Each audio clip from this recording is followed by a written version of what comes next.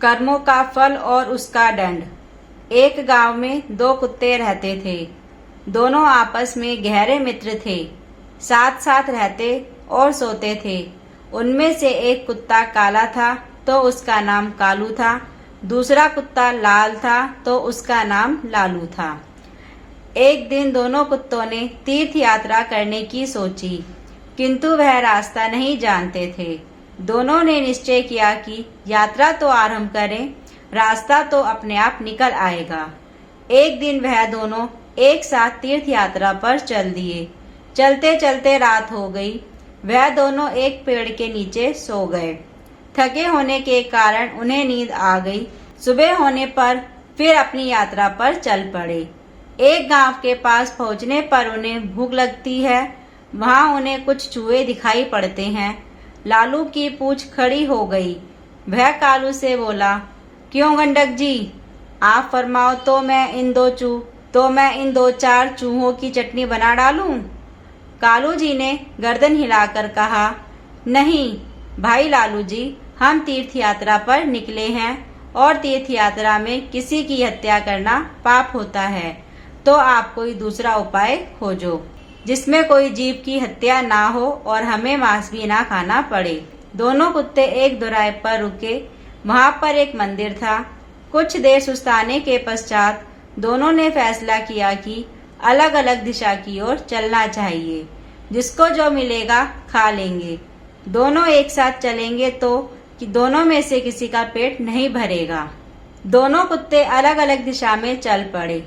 चलने से पहले उन्होंने तय कर लिया कि वह वापस आकर इसी स्थान पर मिलेंगे। लालू कुत्ता चलते चलते एक गांव में पहुंचा। गांव में एक ब्राह्मण रहता था। वह पूजा पाठ करके भोजन करने ही जा रहा था। उसकी पत्नी ने उसके लिए खाने के लिए थाल सजा रखा था। ब्राह्मण ने भोजन का भोग लगाया ही था कि लालू कुत्ते ने झट से उसकी थाली में मुंह डाल दिया तथा एक पूरी उठाकर भाग गया। ब्राह्मण ने हरे राम कहा और हाथ धोकर उठ गया। उसने अपनी पत्नी से कहा, बेचारे ये गंडक जी भी भूखे हैं, तो आप यह थाली इन्हें ही खिला दीजिए। ब्राह्मण की पत्नी गुस्से से बोली, आप ये क्या कह रहे हैं? इस गंडक जी को यह थाली? आप ही कहिए ना, इसमें कितने चोखे चोखे पकवान हैं, खीर, पूरियां, 2 तरह की सब्जियां, अचार, दही।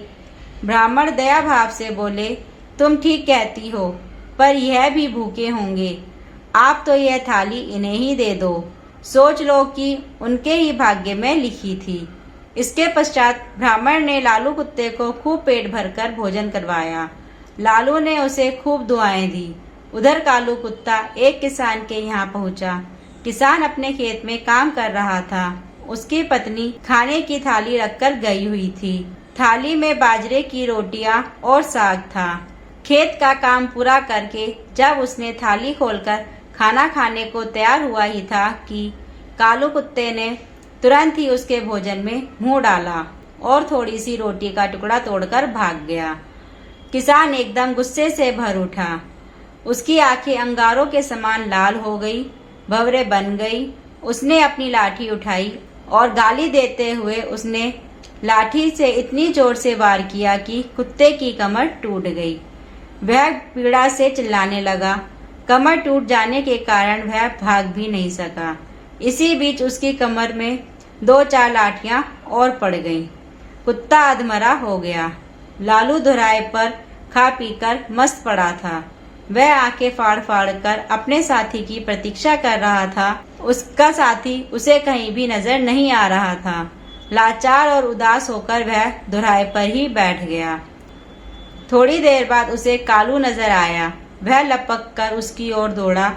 उसकी टूटी हुई कमर देखकर उसे बहुत दुख हुआ। उसने पूछा, भाई तुम्हारे साथ ऐसी बात किसने की है? कौन इतना पापी है जिसने रोटी के पीछे तुम्हारी कमर ही तोड़ डाली? कालू की आंखें भर आईं। उसने पीड़ा से कराहते हुए सारी कथा सुनाई। कथा सुनकर वह क्रोध तथा दुख में डूबकर बोला, मैं उस किसान से बदला जरूर लूंगा। उस किसान को बताऊंगा कि खुद की कमर किस प्रकार टूटती है तो कैसा महसूस होता है। लालू भी कृतज्ञ होकर बोला, मुझे भी उस ब्राह्मण का कर चुकाना है। उसने मुझ पर कितनी कृपा की है, मैं रोम रोम से उसे आशीष देता हूँ।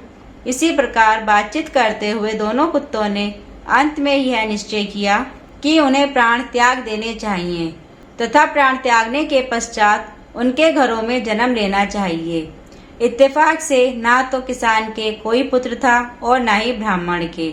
दोनों कुत्तों ने मंदिर के आगे जाकर अपने प्राण त्याग दिए। एक ही पल में दोनों की मृत्यु हो गई। एक ही पल में दोनों मृत्यु को प्राप्त हो गए। कालू ने किसान के घर जन्म लिया। किसान बहुत प्रसन्न हुआ, किंतु उसकी खुशी अगले ही पल विलुप्त हो गई। घर में इस पुत्र के पैदा होते ही उसका बैल मर गया। उसकी पत्नी अस्वस्थ रहने लगी। पहले जन्मदिन पर किसान के हरे भरे खेतों को जानवर चट कर गए। उधर ब्राह्मण के घर भी बेटा पैदा हुआ। पुत्र के पैदा होते ही राजदरबार में ब्राह्मण की पदवी ऊंची हो गई। ब्राह्मण ने राजा को एक युद्ध में जीत की बात बताई। राजा युद्ध जीत गया। इससे प्रसन्न होकर राजा ने ब्राह्मण को राजपंडित नियुक्त कर दिया। उसे एक महल और अपार धन भेंट किया। जैसे जैसे ब्राह्मण का बेटा बड़ा होता गया, वैसे वैसे वह भी अपने पिता के समान तेजस्वी निकलता गया। उसने छोटी उम्र में सारे शास्त्रों का अध्ययन कर लिया। वह बड़े बड़े पंडितों को शास्त्रार्थ में हरा देता था। इससे ब्राह्मण की कीर्ति में 4 चांद लग गए। दोस्तों, हमें इस कहानी से ये शिक्षा मिलती है कि हम जैसा कर्म करते हैं, हमें फल भी उसी प्रकार का मिलता है। दोस्तों, आशा करती हूँ कि आपको हमारी कहानी अच्छी लगी होगी और आपने हमारी कहानी पूरी पढ़ी और सुनी भी होगी। अगर आपको हमारी कहानी अच्छी लगी है तो प्लीज़ हमारी वीडियो को लाइक कीजिए और हमारे चैनल को सब्सक्राइब कीजिए। धन्यवाद।